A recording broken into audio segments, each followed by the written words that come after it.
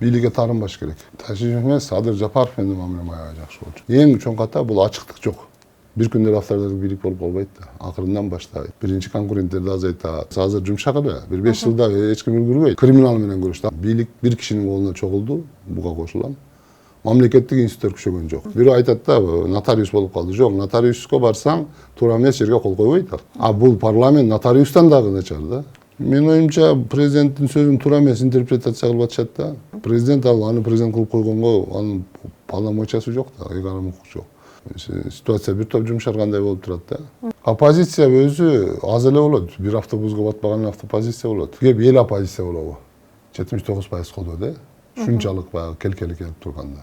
Келкели келип турган жок да бүгүн. Саясий куугунтукту ташыйып жасады деп атпайбы? Президент аябай туура түшүнүп турат. Таза шайлоо болмоюнча стабилдүүлүк болбойт. Утулган күндө деле да. Парламенттик шайлоодогудай болбойт, андай калбайт дагы. Бул финансылык шекти оңой эле жапсаң болот. Мисалы акчаны каяктан таптың деп атпайбы? Кантип байыдың? Таза шайлоо бул стабилдүүлүктүн гарантиясы.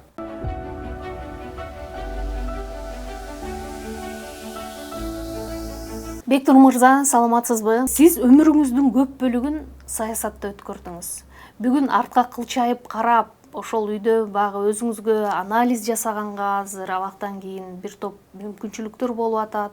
Абакта жатып жасадыңыз дегендей, мен саясатты өзгөртүүгө аракет кылдымбы же саясат мени өзгөртүп салдыбы деп ойлойсузбу?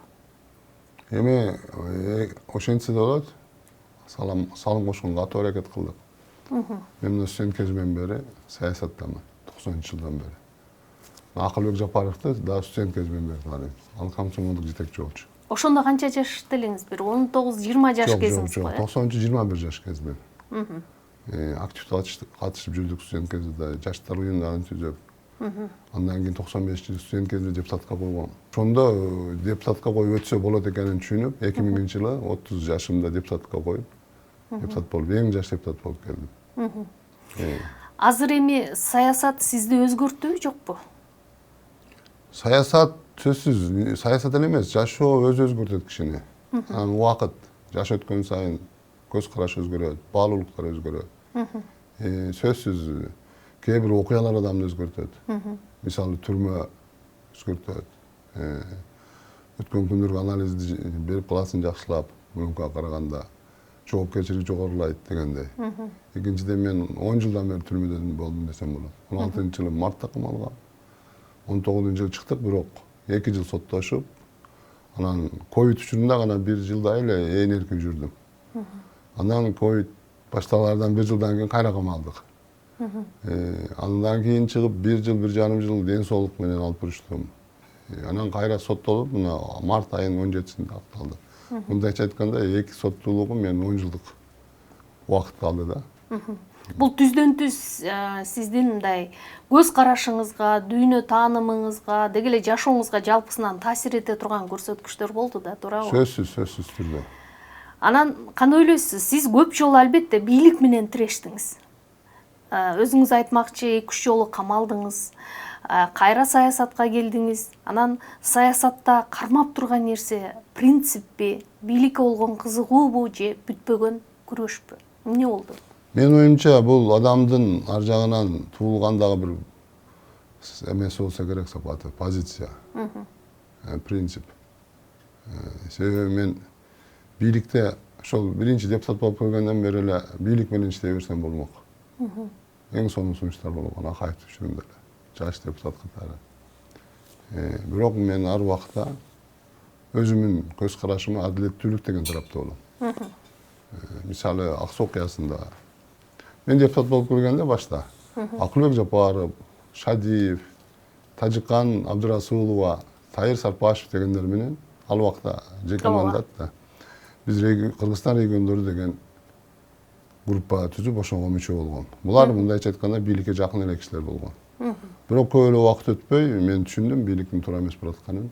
Анан мен ал группадан чыгып, Соцдем деген коммунисттер, демократтар биригип турган Масалиев, ошол убакта Текебаев, Арслан Малиев, ушулар турган оппозициялык депутаттык топко кошулдум. 1,5-2 жылдан кийин да. Андан кийин Ак Суу окуясы башталды. ак суу окуясында мен бекем ошол ак суу окуясы тарапта болдум, эл тарапта болдук, аксыздыктар тарапта болдум. Бекназаров менен аябай тыгыз байланышта болуп, ал кишини мен баягы мындайча айтканда катуу колдодум. Депутат экенимге карап, эл менен бирге болдум. Оштон Бишкекке чейин жөө жүрүштү, элдин башында турдум. Биз ойлодук, жаш экенбиз, курч экенбиз ал убакта. Ушул бийлик алмашса эле, жаңы жакшы киши келсе эле, Кыргызстан оңолуп кетет деп ойлоппуз да. Көрсөм мамлекет куруу бул оор экен, мамлекет куруу көп убакыт талап кылат экен. Мамлекетти курууга адам бир муун эмес, ал өмүр бою күрөш керек экен. Демек, өзүңүздү бүгүн саясатчы катары көрөсүзбү же саясаттан күрөшүп жүрүп анан чарчаган адам катары көрүп калдыңызбы? Азыр кандай ойлойсуз? Саясат өзү мен мындай ойлойм. Мен өзү саясатчымын деп, саясат бул хобби гана деп ойлочумун да. Бирок жашоо, саясат өзү адамды саясатчы кылып койду экен. Баягы негизги алектенген ишиң эмес, ал хобби болуп, саясат биринчи иш болуп калат. Могу бийлик келгенде деле мен саясатка аралашпайын деп чечкем. Ал эмес биздин ачык сөзүбүз болгон. Ачыгын айтып койсом, биз камалардан бир жума мурда. Кемпир абад окуясы боюнча камалдыңыздар да сиздер? Ошондон бир 10 күн мурун Ташиев, Зулушев катышты, азыр кетип калды ушу резиденциядан. Шакеев үчөөбүз отуруп сүйлөшүп, мен ачык айткам, Учке бир топ жакшы иштерди баштап атасыңар. Бирок мен силердин саясатыңар менен макул эмесмин баары бир. Президенттик түзүлүш, авторитеттик режимге баратканына. Ошондуктан мен саясатка аралашпай эле коеюн. Саясатка аралашсам сөз сүйлөйсүң, туура эмес жеткизет. Анан президент менен деле биз баарыбыз мамилебиз жакшы, бир курдагы учурунда дос болуп аябай жакын жүргөн кишилербиз. Саясатка мен аралашпай эле коеюн. Мен өзүмдүн башка бир эки проекттер бар, ошолор менен иштейин деп ачык айткам. Анан кайра эле Кемпир абад окуясы болду, кайра аралашып кеттим. Мындайча айтканда, мени бийлик кайра саясатка аралаштырып койду.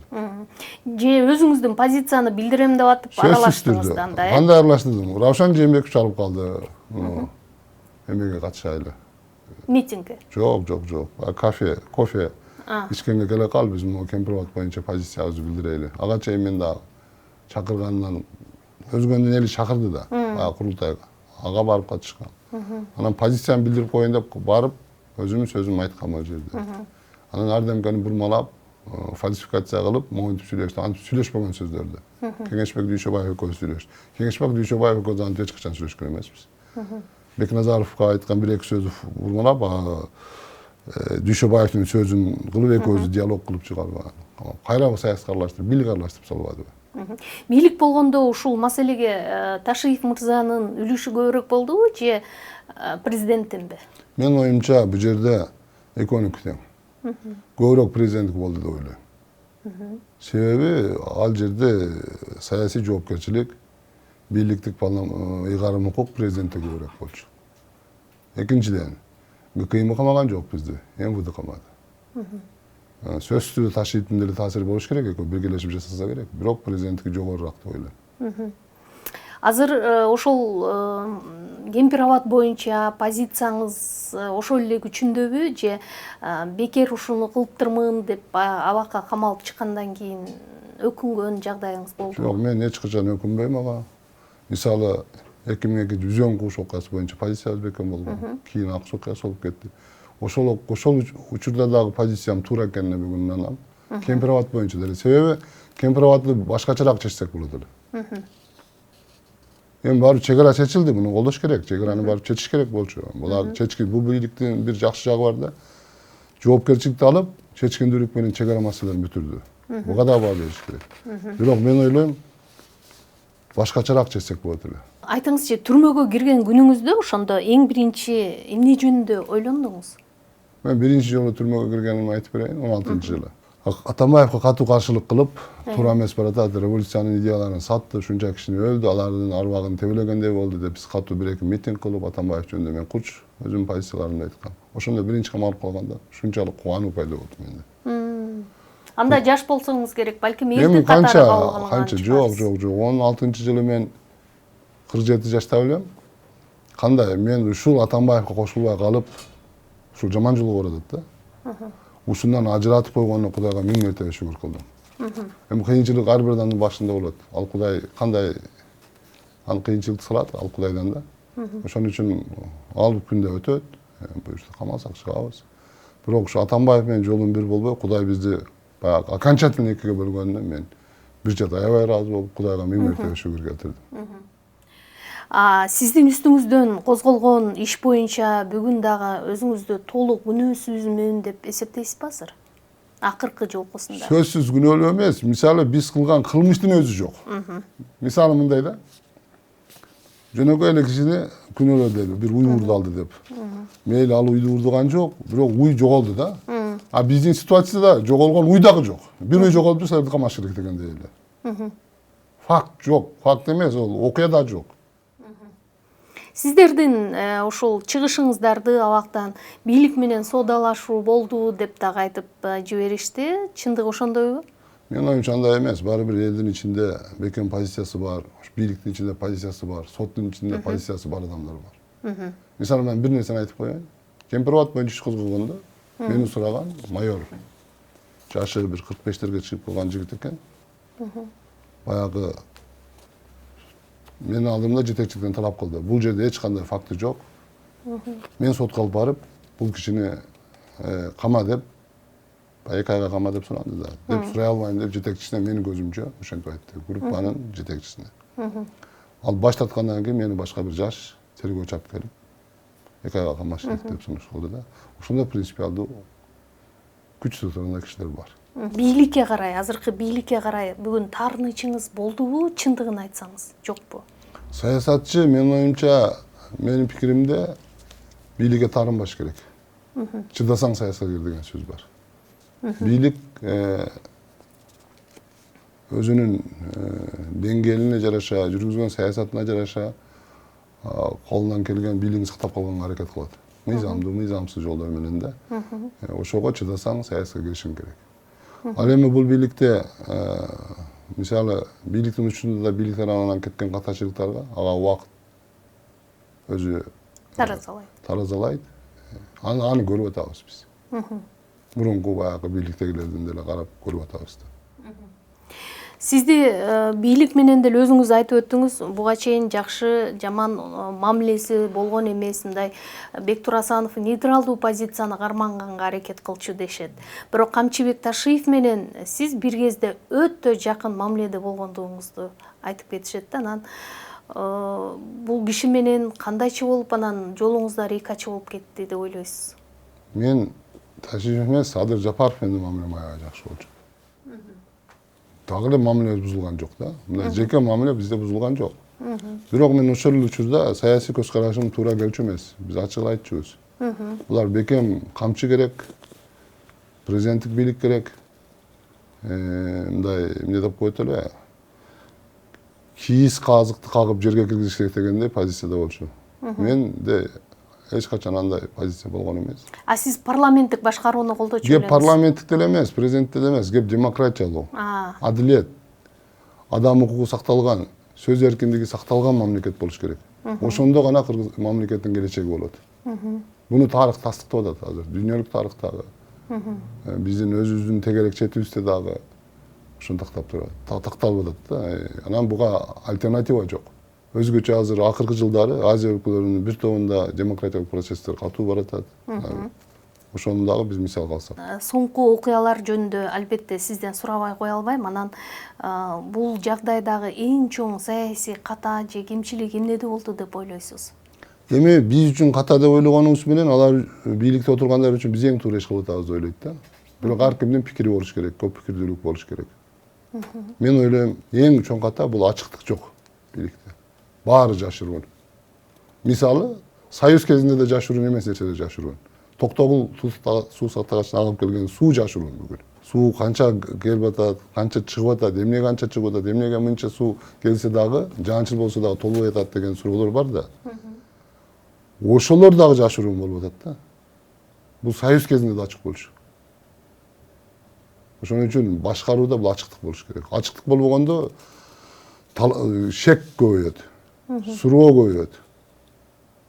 Анан эң жаман нерсеси шек көбөйө берген сайын бийликке болгон ишеним азая берет. Анан бийликке караганда бир көчөдө жүргөн, бир мындай туура эмес сөздөргө да эл ишене баштайт. Азыр эгер Камчыбек Ташиев ушул жерде олтурса, ага камера алдында бир суроо берүү мүмкүнчүлүгү пайда болсо эмнени сурамаксыз анда? Бүгүн менин оюмча суроо берип бирдемге сурай турган акыбалда эмес алар дагы да. Эми убакыт өткөндөн кийин жашыбыз өтөт, пенсияда болобуз. Ошол убактан биз чай ичип отуруп, илгери Ашыркулов айтты, Акаев менен кийин бир отуруп анын кемчиликтери жөнүндө сүйлөшөбүз депчи. Чай ичип отуруп. Ошо бир учурда сүйлөшө турган сөздөр болот. Сиз Садыр Жапаров менен Ташиевди кыйла жылдан бери билериңизди айтып өттүңүз да. Анан 2020-жылдагы бийлик менен бүгүнкү бийликтин ортосундагы айырма эмнеде болду деп ойлойсуз? Мисалы мына 5 жыл, 6 жыл убакыт өттү. Мурунку бийлик, ачык айтыш керек, бул парламентаризмдин уландысы болуп, бир демократиялык жолдон кайтпаганга аракет кылчу Сооронбай Жээнбеков. Камаачу эмес, мүнтөлүп барып Басакал эле ар кимди камап, сүйлөп койгон сөз үчүн камаачу эмес, сүйлөп койгон сөз үчүн кечирим суратып койчу анча-мынча. Билесиңер да. Анан түзүлүш башкача болчу. Парламенттин кааласак каалабасак да парламенттин кадыр баркы бар эле. Экинчиден сотторду да биз тааныш соттор өзгөргөн эле да. Анан туура эмес кама десе соттор кирип жетекчисине. Соттун башчысы сокеге кирип айтып унандырчу дейт. Жок, могу кишилерди камап ийсек болбойт. Деп унандырчу дейт, ынанчу дейт. Бийликтин ичинде анда дискуссия бар болчу дейт. Жок, ал эми коррупция, кылмыштуулук болуп көрбөгөндөй жогорку деңгээлге жеткен ошол учурдачы. Бийлик баягы контролду жогото баштаган деп айтсак болот да. Ошондой минустары, өтө чоң минустар да болгон. Аны да айта кетишибиз керек. Бул мурунку президент Жээнбековдун учурунда учур жөнүндө. 2020-жылы азыркы бийлик жаңы келгендеги учур менен бүгүнкү учур 6 жылдык башкаруу учурундагы өзгөчөлүк, айырмачылыкты байкайсызбы, жокпу? Байкалат, бийлик келгенден кийин бир күндө эле көп нерсени өзгөртүп албайт да. Акырында өзгөртүп отурат. Акырында баягы өзүнүн максатына жете баштайт. Мисалы, авторитардык бийликте бир күндө авторитардык бийлик болуп калбайт да. Акырындан баштайт. Биринчи конкуренттерди азайтат, мыйзамдарды өзгөртөт, куугунтуктар башталат. Акыры барып өзүнүн жанындагы макул эместерди дагы куугунтуктап аларды четке чыгарат. Ошентип бир гана сиз жакшы дегендер дүркүрөтүп кол чапкандар калат. Андан кийинки позиция авторитаризмде эң бир оор өтө баштайт. Өтө катуу эмес, азыр жумшак эле. Бир 5 жылда эч ким үлгүрбөйт, 5 жылдын ичинде. Катуу, бекем бийликти, тоталитардык бийликти, авторитаризмден тоталитардык бийликке өткөнгө бир 15-20 жыл керек. 15-20 жылдын ичинде дагы эбегейсиз чоң акча керек. Каддафиде, Саддам Хусейнде, Башар Асадда эбегейсиз чоң газ, нефть болгон. Элге массага ал жашоо, жакшы айлык, жакшы пенсия берип коет дагы. Эл макул, эл анча саясатка аралашпай калат, курсагы ток болгондо. Элдин ичинде баягы прогрессивдүү бөлүк, каршылык кылган бөлүк, туура эмес баратабыз деген бөлүктү кысып куугунтук кала баштайт. Өзгөрүү жасай алдыбы? Азыркы бийлик өзүнүн берген убадаларын канчалык деңгээлде ишке ашырып жатат деп ойлойсуз? Өзгөрүү болду. Мисалы, чегараны чечти. Биз жакшы деп айтабыз, жаман деп айтабыз, чегараны чечти. Бирок мурун кээ бир учурда чоага жетмекчи 40-60 болуп биз 40% бир аз утулушта болсо да чечип алганыбыз туура деген сөздөрү бир чет колдосук болот. Буга да эрк керек, жоопкерчиликти моюнга алышты. Криминал менен көрүштү. Ар ким айтып атат, мыйзам бузуулар болду, андай мындай. Кээ бир учурда криминал менен аны аябаш керек. Мыйзамды сактаганга аракет кылыш керек. Андай нерсени Америка деле жасайт. Мына 2 ай мурунбу эмеде Мексикада Американын спецназынын жардамы менен бир аябай бир чоң топту, картелди жок кылды. Аны Трамп ачык колдоду. Мексиканын бийлигин. Биз тарыхтан билебиз, Колумбияда Эскобаровдун кантип жок кылганын. Кылмыш дүйнөсү менен аеосуз күрөшүш керек да. Муну мен толугу менен колдойм. Мурунку бийликтин алсыздыгы, мисалы Өзгөч Атамбаевдин учурунан баштап, криминалды булар эме кылып алышты, шериктеш кылып алган. Акаев, Бакиев учурунда криминал Ылдыйрактан, Ылдыйкы Чиндердин жетекчиликтин тескөөсүндө болчу да. Атамбаевдин учурунда булар бийлик, мамлекеттин эң жогорку бийлиги менен булар тандемге келип калышты да. Ушуну жок кылды, моюнга алыш керек. бул бийликтин бул тарабы колдойм. Мисалы президент айтып атат, өлкөдө тартип орноду, мамлекет күчтөндү депчи. Бул бага сиз кошуласыз анда, Жок, мен мамлекет күчөдү деген кошулбайм. Бийлик бир кишинин колуна чогулду, буга кошулам. Мамлекеттик институттар күчөгөн жок. Мамлекеттик институт дегендер шыкылдап иштеп турса, ошондо мамлекет күчтүү болмок. Эмнеге анда мамлекеттик институттар алсыз болуп атат, же иштебей жатат, эмне тоскоолдук болууда? Алсыз деген бийлик бир кишинин колуна чогулгандан кийин, бир кишиден баардык нерсе ошол кишиге тиешелүү болуп калгандан кийин, баары ошого баш ийгенден кийин, ошол кишиге жагыш үчүн гана иш болуп калат. Мисалы парламент деген жок бүгүн. Бирөө айтат да, нотариус болуп калды. Жок, нотариуска барсаң, туура эмес жерге кол койбойт ал. Бул парламент нотариустан дагы начар да. Бул мыйзамдуубу, мыйзамсызбы, баарына добуш бере берет. Каршылыгы жок добуш берет. Парламент жок. Бир аз сот адилеттүүлүгү деген таптакыр жок болду. Бирок соттун ичинде баягы таасирдүү мындай өзүнүн позициясы бар. Сиздерди актаганда дагы сот адилеттүүлүгүнө ишенген жоксуздарбы? Биз ишенген жокпуз. Бирок бир соттун, судьянын Марат Сыдыковдун мындай принципиалдуу киши экенин билген жокпуз. Жукпаган жоош момун. Сиздики туура дегенде эле киши болчу да. Анан аягында ал өзүнүн сапатын, эрдигин, бекемдигин көрсөтүп койду. Демек ал сот адилеттигин далилдеди десе болобу? Далилдеди. Мыйзамдар жооп берет. Эгер соттун ичинен ошондой кайраттуу судьялар болуп калса, ошону жасай алат. Мисалы Акаевдин учурунда Нурлан фамилиясы ким эле Кулов тактап жиберген. Андайлар элдин ичинен чыгат. Соттордун ичинен чыгат. Айтмакчы, азыр эгер президент сизди кабыл алып, мисалы Бектур, менин ишим, кайсы ишим туура эмес болуп атат, оюңду айт десе, биринчи эмнени баса белгилеп айтат элеңиз? Мен биринчи ал кишиге айтмакмын, мамлекет чоң саясий окуянын алдында турат.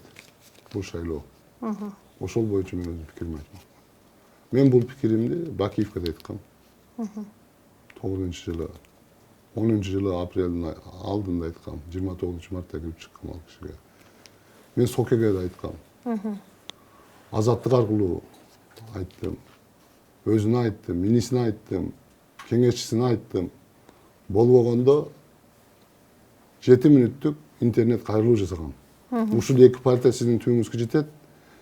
4-октябрь шайлоо, 5-октябрь күнү сиздин бийлигиңиз бүтөт деп айткам. Азыр дагы айтмакмын, шайлоону мындай өткөзүңүз, таза өткөзүңүз. Бирок шайлоону таза өткөзсө, айтып атпайбы таза өткөзүң, анда баары жакшылык болот. Буюрса. Таза өткөрүүнүн жолдорун эмнеден көрөсүз? Кайсы мисалы? Конкуренттердин бут тоспош керек, баары катышыш керек. Өткөндөгү парламенттик шайлоодой болбош керек да. ККМБга чакырып алдырып койбош керек. Коем дегендердин баары катышыш керек. Анан шайлоо таза подкуп болтурбаш керек. Катуу күрөшүш керек, баягы криминал менен күрөшкөндөй күрөшүш керек подкуп менен. Анан эл ынаныш керек ал шайлоого. Ооба, шайлоо туура болду, ушул жеңди деп. Эл ынанбаса дагы чыртыктуу болот. Кандай ойлойсуз, президент Садыр Жапаровго альтернатива боло турган мындай реалдуу талапкерлер бүгүн барбы? Бар, аябай көп. Мисалы кимдерди атай аларсыз? Мен мисалы бири менен да сүйлөшкөн жокмун, ойлойм да, мисалы Исхак Масалиев бүгүн. Рейтинг аябай жакшы. Ал бир эле кыргыздардын ичинде эмес, кыргыз эместердин ичинде. Анын атасынын аябай чоң кадыр баркы бар. Башка улуттардын арасында дагы кимди айтсак болот. Жаштардан бар. Мисалы Дастан Бекешевдин кадыры аябай жогору. Элвира Сурабалиеванын кадыры жогору. Ошол эле баягы депутаттык мандат бербей койгон Чыңгыз Айдарбековдун кадыры аябай жогору. Болчу да. Эми азыр канчалык анын мындай адамда эрк дагы болуш керек, кайрат да болуш керек, чыдаш керек да. Ошого чыдай алат. Мен ойлойм ошолор деле коюп калышы мүмкүн. Мен ойлоп атам, бир 30-40 киши коет. Жок дегенде 15 киши каттоодон өтөт. Шайлоонун мындай жакшы, бекем, демократиялуу, ошондой эле мындай тартипте өтүшүнө башка өлкөлөрдүн дагы кызыкчылыгы барбы азыркы шартта? Биздин мамлекетте алсыз, экономикасы жакшы эмес, бекем бай мамлекеттик институттар калыптуу өлкөгө бул идеялар аябай катуу таасир кылат. Буну биз аябай жакшы билебиз. Кээ бир учурда ошол улуу өлкөлөргө таянган талапкерлер келип, алардан гарантия алып келип, шайлоого катышкан учурлар болот. Ошондуктан таасири аябай чоң. батыш өлкөлөрүнүн, Түркиянын акыркы учурда таасири күчөп атат. Сөзсүз түрдө Орусиянын аябай чоң таасири бар. Тандем боюнча дагы эле талкуу токтоп элек. Анан сиздин оюңуз боюнча бул тандем эмне кармап турган деп ойлойсуз? Достукпу, саясий максатпы же бийликпи? Жана ал азыркы шартка, мисалы ушул саясий мындай бир окуялардын алдында турган учурда кандай таасир этиши мүмкүн кырдаалга? Эми менин оюмча экөөнүн бирге болгону достуктан дагы чоң нерсе бар да. Бул баягы саясий көз караш, бийлик кандай болуш керек деген булардын көз караштары ички сырткы саясатта көз караштары дал келет. Ошол бириктирди. Моундай мамлекет курушубуз керек. Бекем президент болгон, президенттик түзүштөгү мамлекетти куруш керек деген менин оюмча ушул пикирлери булардыкы аябай туура келет. Деп ойлойм да. Анан эми тандем кандай бузулду? Мен акыркы 5-6 жылда Сиз күткөн бирөө элеңиз ушундай. менен дагы учурашып сүйлөшкөн жокмун. Ташиев менен 1-2 жолу баягы бата сата андай мындай учурашкан учурум болду, сүйлөшкөн жокмун да. Ошон үчүн буларда кандай эмне болуп кетти, анысы мен так айта албайм. Бирок бул сиз үчүн күтүлгөн окуя беле же күтүүсүз болду? Мен бир аз күтүүсүз болду. Себеби булардын пикири бир, мамиле аябай жакшы, бири-бирин аябай жакшы билет. Бийликти ымалалашып башкарат аягына чейин. Биринчи мөөнөт эмес, экинчи мөөнөттө ошондой болот деп ойлонгом. Эми чын айтыш керек, күтүүсүз болду. Акыркы берген интервьюсунда президент Ташиевди бир кезде президент кылгысы келгендиги жөнүндө айтты да. Сиз муну укканда мындай таң калдыңызбы, жокпу? Менин оюмча президенттин сөзүн туура эмес интерпретация кылып атышат да.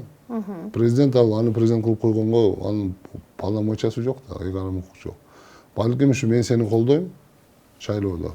Кийинкиде сен өткөзгөнгө аракет кылабыз деп сүйлөшкөн болушу мүмкүн. Ушинтип түшүндүм да мен. Анан ошондой сөздөр болушу мүмкүн. Анан мен да уктум ал интервьюсун, даяр эмес экен деди. Эми кайсы жагы даяр эмес, эмнеси даяр эмес, мен аны биле албайм. Ташиев Жапаров мындай бекем ролун күчөттүбү же тескерисинче саясий таянычынын бир бөлүгүн жоготту деп ойлойсузбу ушул шайлоонун алдында? Кандай болгон күндө дагы бийликтеги конфигурация өзгөрдү. Ташиевдин учурунда катуу эме менен кармап тургандай, азыр эми анын ордуна келген кишилер дагы биринчи эмес, экинчиси мындай өтө катуу экендигин билдиришпейт. Анан ситуация бир топ жумшаргандай болуп турат да. Бул, конечно, сөзсүз түрдө өзгөрдү.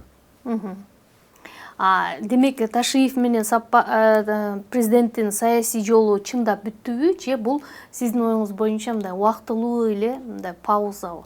Саясатта антип бүттү деп айтса болбойт. Себеби бири-бирин камап, эбегейсиз куугунтукка алып, ондогон жылдар бири-бирин кууп жүргөндөр кайра биригип калган учурлар көп болот саясатта. Мисалы Грузиянын примеринде ошондой. Саакашвили камап, кубалап жүргөндөр азыр бирге, Саакашвили менен бир пикирде. Малайзияны биз жакшы билебиз. Махатхир түрмөдө кармап жүргөн оппонентин менен союздук болуп калды да акыркы 4-5 жылда. Ошондой учурлар көп. Кайра бир болуп калат деген нерсе бул күтүлүүчү эле нерсе. Баары мондай саясий ситуацияга жараша болот. Саясатта баардык нерсени күтсө болот экен да, Күтсө болот. Сиз көп жылдар бою оппозицияда жүрдүңүз, ошол бийликке карата, учурундагы бийликке карата, анан бүгүнкү шартта азыркы бийликке мындай реалдуу оппозиция барбы, жокпу?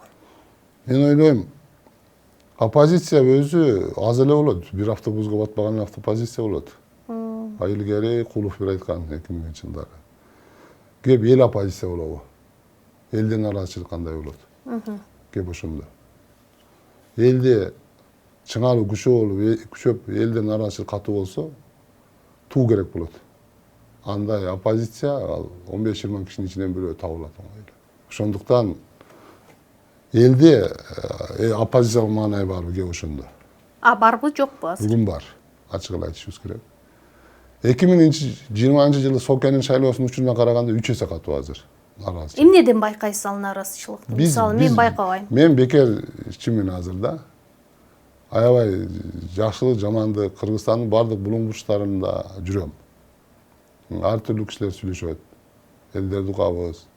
Анан кийин социалдык сет, башкалардын баарын карап турабыз да. Анан изилдөөлөрдү да карап атабыз да. Туурабы? Социологиялык изилдөөлөрдү деле көрүп атабыз. Менде оюмча эки гана нерсе да нааразычылыктын эң бир чоңу кымбатчылык. Аябай катуу. Кымбатчылык деген сөз бул жакырчылык деген сөз болот. Мамлекет өнүгүшү мүмкүн, 10% аябай байышы мүмкүн, 90% жакырланышы мүмкүн. Кымбатчылык үчүн эми бийлик Кымбатчылык. күнөөлүү дейсизби? Бул дүйнөдөгү Дүйнөдө болот, дүйнөдө болот кымбатчылык. Экинчиден, дүйнөлүк кымбатчылыктын таасири чоң. Экинчиден, бир топ нерселер жумшатса да болот, болчу. Мисалы. Алматыда, Казакстанда бизде жумушчу куюш, аяк бияк материал кымбаттады деп атпайбы? Мисалы курулуш үй боюнча. Алматыда жумушчу күчү бизден 1,5 эсе кымбат экен. Ошол эле строй материалдар бизден кымбат экен. Бирок үй 30% арзан экен. Талап бизге караганда да жогору. Алматыда урбанизация деңгээли бизге караганда да күчтүү. Мисалы Бишкек бир жылда 2-3% өссө, Алматы 5% өсүп атат. Көчүп келип Алматы шаарыначы. Ошол нерселер бар. Анан экинчи нааразычылык биздин элибиз баары бир көчмөн элбиз. Биздин адилет, биз диктатор көрбөгөн элбиз.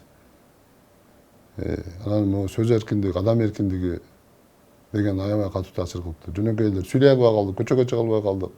Кухняда сүйлөгөндөн коркуп калдык деген сөздөрдү ачык айтып атышат. Сүйлөгөн эле, туура сөз сүйлөгөндө эле баса калабы дешип. Ушул эки нерсе менин оюмча элдин нааразычылыгын аябай күчөтүп атат. Сиздин оюңуз боюнча мындай анда адамдар бийликтен коркуп сүйлөбөй жатышабы же бийликти чындап колдоп жатышабы азыр? Эми колдогондор да бар.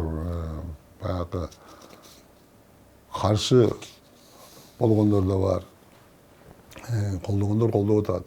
Мисалы пикке чыкканда бул бийликте 79% колдоду. Шунчалык баягы келкели келип турганда. Бүгүн келкели келип турган жок да бүгүн. Бир топ сын пикирлер болду, бир топ кемчиликтер болду. Анан менин оюмча азыр бийликти колдогон 35-40% бар. Бийликке катуу нааразы бир 25-30% бар. Ортодо дагы бир 40% эл анча саясатка аралашпаган эл каяка койду, кеп ошондо болот. Сиз муну эмнеден улам, эмнеге таянып айтып жатасыз? Мен буну өтө авторитеттүү социологиялык изилдөөлөрдөн дагы карагам. Мисалы, бизде Америкалык институт акыркы жылкысын жарыя кылбады, бир жыл мурунку жарыясында президенттин кадыр баркы 34% болгон. Биздеки 1,5 жыл мурда. Кыргызстанда. Ташиевдики 22%. 38%тен 6 айдын ичинде 34-кө чейин түшкөн, Ташиевдики 18-ден 22-ге чейин көтөрүлгөн. Бул 2025-жылы майдагы социология эң авторитеттүү социологиялык изилдөө ошолор тарабынан болчу. Ал кезде президент Ташиев мырза кызматтан кеткен беле жок? жокпу? Былтыр майда. Бир жылдан ашык убакыт, 1,5 жылда, май, апрель ошол учурда. Ошондо ага караганда ситуация дагы өзгөрдү. Шайлоонун алдында ар кандай тескери материалдар күчөп атат, ар кандай кишилер чыгып туура эмес сын пикирлер күчөп атат. Ошолорду эске алганда, менин оюмча андан бери дагы бир топ бийликтин рейтинги түштү. Бирок бул жакшы эле рейтинг. Биздин Борбордук Азияда бийликте Сокеники 25%ден ашкан эмес. Кадыры баягы пикте турганда дагы. Ошондуктан 30-35% бул жакшы эле көрсөткүч. Сиздин оюңуз боюнча, мисалы, сиз Бакиевди дагы, Атамбаев, Жээнбековду, азыркы бийликти дагы көрдүңүз, Анан кайсы бийлик элди көбүрөөк уккан деп ойлойсуз? Эми бизде мындай да, бийликке келгенди угат биринчи жылдары. Акаевдин биринчи 5 жылы аябай жакшы болгон. Демократияны баштаган, сөз эркиндигине жол ачкан. Биз студент кезибизде Акаевди аябай колдочубуз. Экинчи мөөнөтүндө бала чакасы чоңойду. Баягы азыр пактокор деп койдук, кошоматчылар көбөйдү. Алар аялын аралаштырды, бала чакасы чоңоюп калды, аны аралаштырды, күйөө балалуу болуп, күйөө баласы бир даяр экен андай нерсеге. Ал келди, ошентип бийлик тескери жакка кете баштады да. Пакетин түшүнөт эле. Биринчи 1,5 жыл аябай сонун иш болгон. Бюджет 3 эсе көтөрүлгөн. 1,5 жылдын ичинде. 500 миллиондон 1,5 миллиард долларга. Ишеним элде баягы биринчи өзүнөн кийин ишеним жакшы болгон да, аябай жакшы. Анан кайра начарлай баштады. Убактылуу өкмөттүкү деле ошондой. Биринчи жылдар жакшы болду. 10-жылдагы шайлоону кыргыз тарыхындагы парламенттик шайлоону. Мен идеалдуу эчтеке болбойт, идеалдуулукка жакын шайлоо болгон. Оппозиция уткан. Бирок оппозициянын кемчилдиги өз ара сүйлөшө албай, өкмөттү алдырып койду. Бирок алдырган жок, алар кошулуп келип өкмөт түздү да. Бектур мырза, айтыңызчы, бирок коомчулукта мындай пикир бар да, баягы эле мурдатан бийликте келип кеткен, саясатта жүргөн бир 150-200гө жетпеген мурунку саясатчылар бар депчи. Муну сиздин курактагы саясатчылар дейлик. Ошолор эле кайрадан элди дүрбөтүп, элди козутуп, анан эле кайра эле бийликке келүүнүн айламасын кылып жатат депчи. Ушундай картина азыр кайрадан түзүлүп жаткан жокпу? Эми бул айтылып келген сөз да. 90-жылдары биз жаш кезде саясатка аралашып жүргөндө ошондой сөз бар болчу. Ал убакта аксакалдар кетти, көбү дүйнөдө жок. Андан кийин ошол бир 20 жаштагы биз азыр 60-ка жакындап калдык. Бул сөз болот. Мындай. Анан бийлик мындай да. Же жалаң картаңдар, же жалаң орто жаштар, же жалаң жаштар башкарбайт да. Бийликте аралашып болот. Мисалы бүгүн дүйнөлүк, вообще дүйнөдө жалпы эле картаңдар башкарып атат. Американы албай эле, Европа өлкөлөрүн албай эле. Жаш саясатчылар азыраак. 15 жыл мурда жаш саясатчылардын доору болду. Обама, ошолор келген жылдарычы. Элде да ошондой экен да. Бир жаштарга Кытайда экен масса, анан жаштардын колунан келбейт окшойт ушул. Мурунку муун эле жакшы экен дегенинен ошол жакка койт экен. Баягы бул дагы мындай мезгил менен электораттын дагы пикирлери өзгөрүп турат экен да. Мисалы, мындай мурунку бийликтин катасын кайталабаш керек деген нерсени насаат катары кесиптештериңиз көп айтышат да. Эгерде антип айта турган болсок, мурунку бийликтин анда кайсы мындай катасын азыркы бийлик кайталабашы керек деп ойлойсуз? Бир эле, мына мен Акаев менен да ошондон бери иштеп келатам. Бир гана катачылык бар биздин бийликке келгенде. Жакшы эле келет. Биздин бийликте отурган кишилер өзү болбосо дагы аялы, бала чакасы коррупцияга туруштук боло албай калат. Бүт биздин бийликтин түбүнө жеткен ошо коррупция болот. Коррупцияны толук өзү контролдоп, акчага кызыгып кеткенден кийин анан бийликти контролдогонго аракет кыла баштайт. Анан авторитаризм башталат. Анан куугунтук башталат. Азыркы бийликте ошондой көрүнүш барбы? Акырында эле анан кыйрайт. Эми коррупциялык бүт айтылып жатат баардык нерселерди да. Мисалы? Мисалы, муну Теңиз Бөтүрүктүн кечээки окуялары. Айтып аткандары, ага чейин башка журналисттер айтат, сыртта жүргөндөр айтып атат, эл деле айтып атат. Муну ГИКтин курулушун бир топ курулушчулар мага айтса мен ишенчү эмесмин. Бүгүнкү күндө Бишкек шаарында $600 менен бүтөт деп. Бүтөт деп, курулуш куруп аткан жигиттер айтып атат да. Ушундай сөздөр коррупциялык көрүнүш бар. Экинчиден, дүйнөлүк элдер алып, International кайсы уюм эле? Транспаренция. Ошол дүйнөлүк деңгээлде өтө кадыр бардык уюм. Эч ким алар менен талаша албайт. Коррумпированный өлкөдө талаша албайт, туура эмес айтып атасың деп, эң коррумпированный болгон. Эң таза өлкөдө талаша албайт да. Эң жакшы учурубуз 19-жылы. Канча сокени коррупция күчөгөн дегенибизге карабай 19-жылы деңгээл жакшы болгон экен. 29 пунктка көтөрүлгөн, 124-орунга чыкканбыз. А бүгүн канча? 146 же 147-орунга түшүп кеттик. Жеке өзүңүз бийлик менен кызматташсам, же бир кызматка барсам деген ой барбы?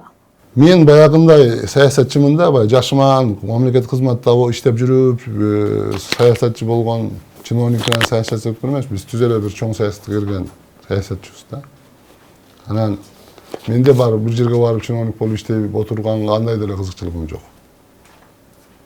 Мен мисалы парламент шайлоо аркылуу келип калсам, bir шайлоолор аркылуу же шайлоодо bir топ менен ошол топко жардам берип, мисалы президент шайлоодо ошолор менен келип bir максатты ишке коюп, пикирлештер менен могу ишти жасайбыз деп жасасам, ошондо иштесем болот да. Ал үчүн идеал көз карашыбыз жакын болуш керек. Максатыбыз bir топ менен келиш керек. Жалгыз барып эчтекени өзгөртө албайсың. Президент болгоңдо да жалгыз эчтеке кыла албайсың. Күчтүү команда болмоюнча. Демек, бийликтин азыр командасы бар, Сөзсүз команда бар. Менин оюмча ташып кеткенден кийин команданы дагы жаңыртты. Бүгүнкү бийлик. Мурда 2 баш болсо, бийлик азыр 1 баш. Бул бир чети мындай бийлик үчүн бул туура иш да. Бир киши башкарыш керек деген. Бийликтин командасы жөнүндө сурагым келет. Ал күчтүү, ишенимдүү деп ойлойсузбу? Эми мен бул бүгүнкү бийликтердин көбүн жакшы тааныбайм. Алардын мүнөзүн, башкасын жакшы билбейм. Эми аны айтыш кыйын. Андай нерсе сыноо, баягы саясий окуяларда билинет. Канчалык команда бекем, канчалык команда өзүнө ишенет. Ошого жараша болот да, ошондо билинет. Шайлоодо азырынча чечим кабыл алдыңызбы, же ала элексизби? Кимге добуш берем, кимди шайлайм деген ой барбы? Бийликти колдойсузбу, жокпу? Эми мындай да, бийликти деле колдоочу жактары бар. Мисалы, эгер биз 20-жылы Сокеге айтканда ушундай бир өзгөрүүлөргө барыш керектигине биз ачык колдомокпуз. Менин оюмча президенттин алдында өтө чоң азыр эмне турат да, миссия. ШОСту көчмөндөр оюнун өткөзгөндөн кийин шайлоонун алдында бир кандайдыр бир президент бурулуштар жасайт болуш керек депчи. Мисалы, кадрдыкпы? Мисалы, саясий кадамдарга барышы мүмкүн. Себеби мисалы мындай да, бүт баарын эле саясий куугунтукту ташыйп жасады деп атпайбы? Ооба. 6 ай өттү. Мындай эле өзгөргөн жок. Менин оюмча бул саясий негиз менен камалгандарды баарын чыгарыш керек. Шарты жок чыгарыш керек. Ушундай кадамдарга барышы мүмкүн. Анан баягы саясий топтор бар да бизде, партиялар болгону менен финансылык группалар бар. Чет элдик күчтөргө таянган күчтөр бар. Ошолор менен кандайдыр бир диалог кылганга аракет кылат болуш керек. Ошондой кылса, менин оюмча, бул киши деле көрүп түшүндү да, канча катачылык кетти. Ошолорду оңдойм дегендей сөздөр болсо, менин оюмча, диалог болушу мүмкүн. Мисалы, бир нерсени айтып берейин. Жеке мандат шайлоо болду, азыркы парламент. Ушунун туура эмес экенин президент түшүндү деп ойлойм. Себеби спикер айтып атат, бул туура эмес шайлоо экен. Мындай шайлоодон кетишибиз керек дегенде спикер айтпадыбы? Маматалиев Маматалиев айтпадыбы? Ал эмес мындай шайлоодо дейт, өчүттө турган, кийинки турган кандидат биринчинин де алында турган ушу өлүп калса экен деп да тилейт деди. Туурабы? Ушул мандат мага келип калат эле, тиип калат эле деп. Укпадым, бирок ушундай ошентип айтты. Анан бул туура айтты. Бул түзүлүш туура эмес түзүлүш. Жеке мандат бул эски 19-18 кылымдарда Европада башталган.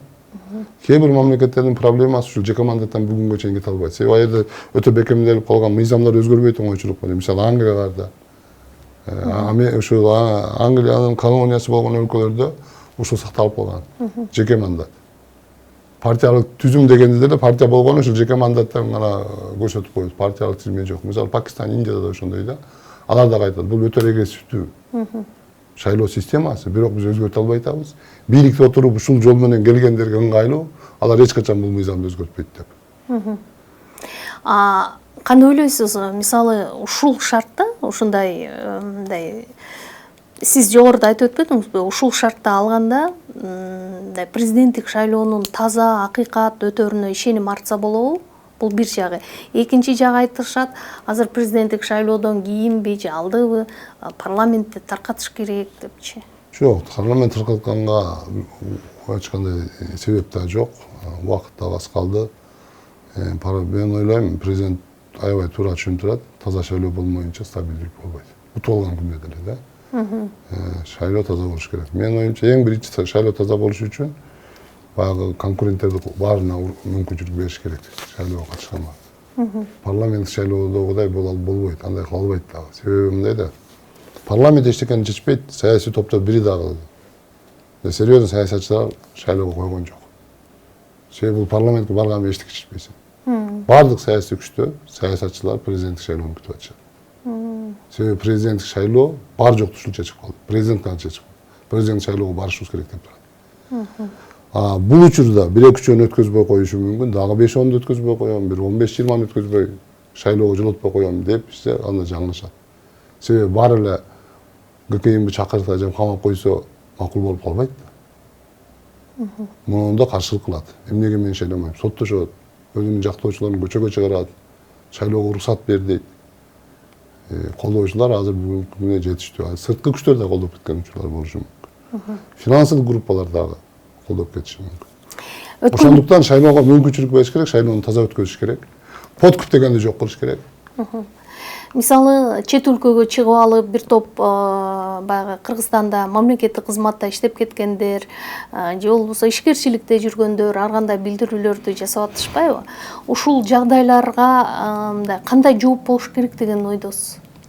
Мисалы, ачыктык деп атпадыкпы? Эгер бир чоң маселени козгоп атса, ага бийлик ачык жооп бериш керек. Далилдеш керек. Жок. Президент интервьюсунда учкай айтты окшойт бул жөнүндө. Айтты, айтканы менен мындай кылыш керек да, $1 миллион жок деп атпайбы? Ошону мына ал акча могу которулган, эсеби мына деп көрсөтүш керек. Факты менен. Бул финансылык шекти оңой эле жапсаң болот. Мисалы, акчаны каяктан таптың деп атпайбы? Кантип байыдың? Байуусуз деген, мыйзамсыз байы деген бир эне бар да. Аны далилдей аласың да, каякта тапканын, кандай ишкерлик кылганын, эмнеге сатып ал акчаны тапканын. Ошентип бул финансылык талаш тартышка жооп берилиш керек. Ошол менен эл дагы ынанат. Соңку суроону берейинчи анда. Кыргызстан бүгүн кайсы жолдо, туура жолдо баратабы? Эгер туура эмес болуп баратса, кайсы жерден бурулуш керек? Негизи Кыргызстандагы өнүгүү туура эле жолдо. 35 жылдан бери. Себеби шайлоо бар, бийлик алмашып турат бизде. Таза шайлоону кылса, анча-мынча туура эмес жактар, шайлоо таза эле болсо, туура жолго түшөт. Бүт бардыгы мына Кыргызстанда чоң өзгөрүү. Шайлоого тийишелүү да. Эң негизгиси шайлоо процесси таза болуш керек. Таза шайлоо аркылуу өнүгүүгө жол ачылат. Жол ачылат. Туура бийлик келишине жол ачылат. Өзүңүздүн президенттик шайлоого катышам деген оюңуз жокпу? Мындай президенттик шайлоо бул өтө чоң финансылык дагы немен талап кылат, каражатты. Команда болуш керек, ден соолук болуш керек. Ага бүгүн эле чыга калам дегенде иш эмес бул. Буга бир топ жыл даярданыш керек. Мисалы, менин андай мүмкүнчүлүк жок. Бирок мен ойлоп отурам, себеби бизде мындай саясатчылар сүйлөшүп атабыз, пикирлештер. Мен саясатчылардын баарын эле тааныйбыз да. Талапкерлигин койгон, бизге идеясы жакын, бир команданы сөзсүз колдойм деген менде ишенич бар. Азырынча айта албайсыз. Азырынча ким койгонун да билбейбиз да. Ким коет? Бийликти колдобойсуз. Ким барат? Бийликти айтып атпаймынбы? Баягы диалог болсо, конкреттүү. Анан кийин ал киши айтса, ынансак, анда колдосо болот. Мен буну мисалы эмне жөнүндө айтыш керек? Кандай диалог болуш керек? Көз карашын айтса, мына камчылыктар кетирдим. Могу парламенттик шайлоо туура эмес экен. Моундай парламент болуш керек экен.